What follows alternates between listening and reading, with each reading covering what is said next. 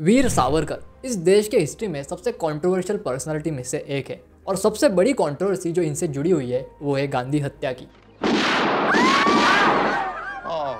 जमशेद नागरवाला जो कि मुंबई इंटेलिजेंस के हेड थे जब गांधी जी की हत्या हुई थी, इनका कहना है मैं अपने अंतिम सांस तक इसी बात पर विश्वास करूंगा कि सावरकर ही वो व्यक्ति है जिन्होंने इस हत्या की साजिश रची।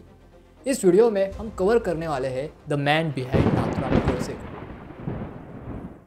इसकी शुरुआत होती है इस व्यक्ति से, ये है दिगंबर बड़गे। अब दिगंबर बड़गे पहले से ये क्रिमिनल माइंडेड पर्सन है, ये हत्यारों का इलीगल सौदागर है। इसे सब मालूम है हत्यारों के बारे में, कौन सा हथियार कहाँ मिलता है, कौन सा हथियार कैसे चलाना है, कैसे यूज करना है। इसी एक रीजन की वजह से नाथुराम गोडसे और नारायण आप्टे ने इसे अपने ग्रुप में रखा। उनका कहना था कि ये व्यक्ति को हथियारों की अच्छी नॉलेज है, चलाना भी जानता है और गांधी हत्या करने में ये हमारी मदद करेगा। अब सारा फुल प्रूफ प्लान ये लोग बनाते हैं।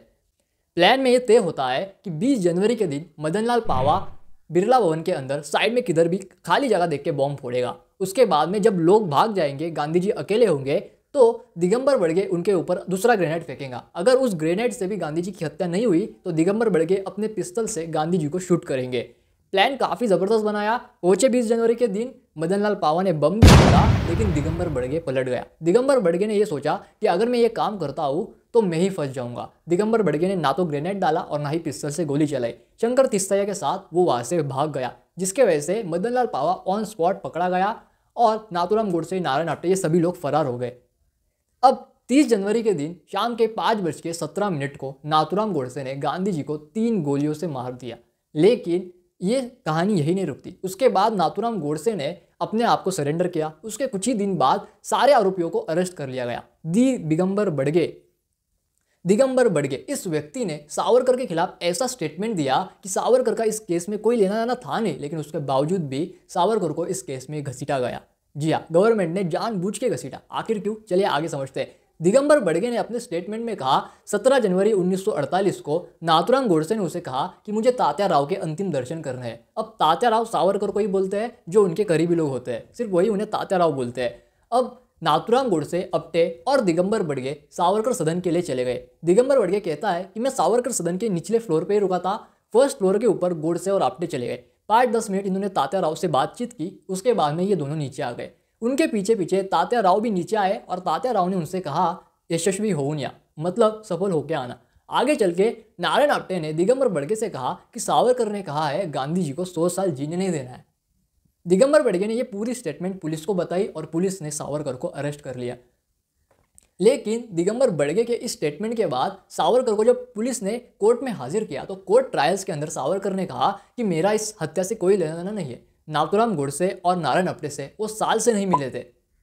4 मार्च 1948 को मुंबई पुलिस ने एक स्टेटमेंट रिकॉर्ड की थी। अब ये जो स्टेटमेंट थी ना, ये थी 2 लोगों की, दोनों ने सेम स्टेटमेंट दी थी। इसमें पहला व्यक्ति था गजानन दामले, जो कि सावरकर का सेक्रेटरी था। दूसरा व्यक्ति था अप्पा कासर, जो कि सावरकर का बॉडीगार्ड था। इन दोनों ने कहा नाथुराम गोडसे और नारायण आप्टे सावरकर से जनवरी के महीने में 3 बार मिले थे, जिसमें मिड ऑफ जनवरी यानी मिडल ऑफ 14 से 15 तारीख को नाथुराम गोडसे और नारायण आप्टे सावरकर से मिलने आए थे। उसके बाद ये दोनों 23 और 24 जनवरी को भी सावरकर से मिलने आए थे।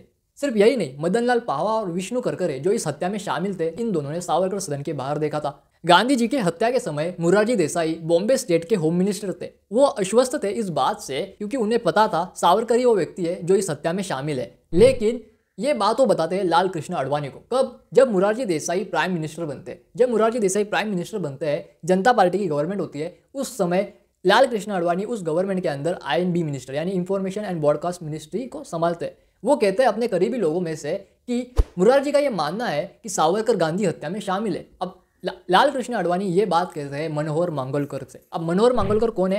तो उन्होंने एक किताब लिखी थी जिसका नाम था the man who killed Gandhi. इस पूरे टॉपिक पर यह किताब काफ़ी ज़बरदस्त है। इस किताब में वो कहते हैं कि मोरारजी देसाई बड़े आश्वस्त थे इस बात से कि उन्हें लगता था कि सावरकर इस हत्या में शामिल है, लेकिन सावरकर के खिलाफ कोई भी प्रूफ या फिर एविडेंस नहीं मिला। जी हाँ, जस्टिस आत्मचरण ने 10 फरवरी 1949 को सावरकर को बाइज्जत बरी कर दिया इस केस से, क्योंकि उनके खिलाफ कोई लैक ऑफ एविडेंस नहीं था।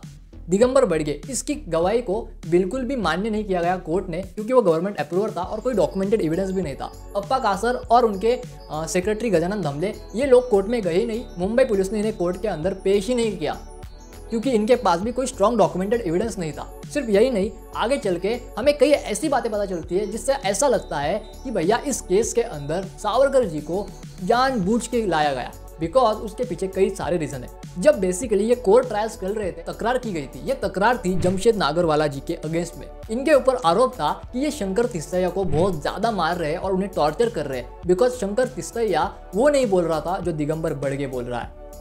अब आगे हमें पता चलता है कि जवाहरलाल नेहरू सरदार वल्लभ भाई पटेल को चिट्ठी लिखते हैं और कहते हैं कि मुझे पूरा विश्वास है आरएसएस और सावरकर और हिंदू महासभा इसके अंदर अवेलेबल है, उनके खिलाफ प्रूफ से हमें उनके खिलाफ कार्रवाई करनी चाहिए और इनके ऊपर कठोर से कठोर कार्रवाई करनी चाहिए। सरदार पटेल इस बात का उत्तर लिखते हैं अपने पत्र में। वो कहते हैं कि सावरकर के खिलाफ या फिर आरएसएस के खिलाफ कोई डायरेक्ट एविडेंस नहीं है, ये काम किया है हिंदू महासभा के कुछ मिले चुने लोगों ने, जिन्होंने अपना एक छोटा सा ग्रुप बनाया था। उस ग्रुप ने इस हत्या को साजिश किया था। मैं डे टू डे इस पूरे केस के ऊपर अपडेट ले रहा हूँ।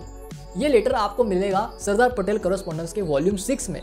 तारीख है 27 फरवरी 1948। सिर्फ यही नहीं, आगे चल के मनोहर मंगलकर अपनी किताब the man who killed Gandhi के अंदर कहते हैं भोपाटकर जी, अन्ना साहेब भोपाटकर, जो कि सावरकर के वकील थे, डिफेंड कर रहे थे सावरकर को कोर्ट के अंदर। भोपाटकर जी को एक दिन फोन आता है डॉक्टर बाबा साहेब अम्बेडकर का, जो उस समय लॉ एंड मिनिस्टर थे नेहरू की गवर्नमेंट ने।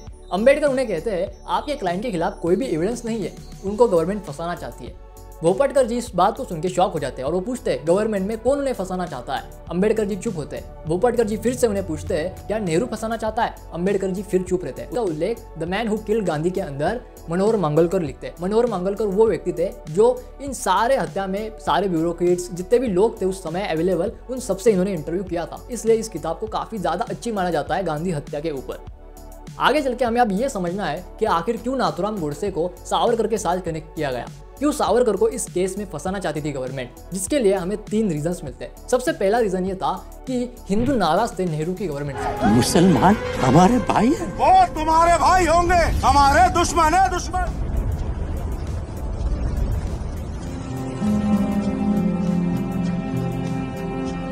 Between August 1947 and March 1948, 4.5 million Hindus and Sikhs are forced to migrate from Pakistan to India. Pakistan और हिंदुस्तान का बंटवारा किया गया तो उसे धर्म के आधार पे किया गया। उसके बाद कई सारे हिंदू शरणार्थी भारत आए थे। उनके खिलाफ जो गवर्नमेंट ने काम किया था या फिर गांधी जी जो रोज उनके खिलाफ बात करते थे, उससे हिंदू जनमानस काफी ज्यादा आक्रोशित था।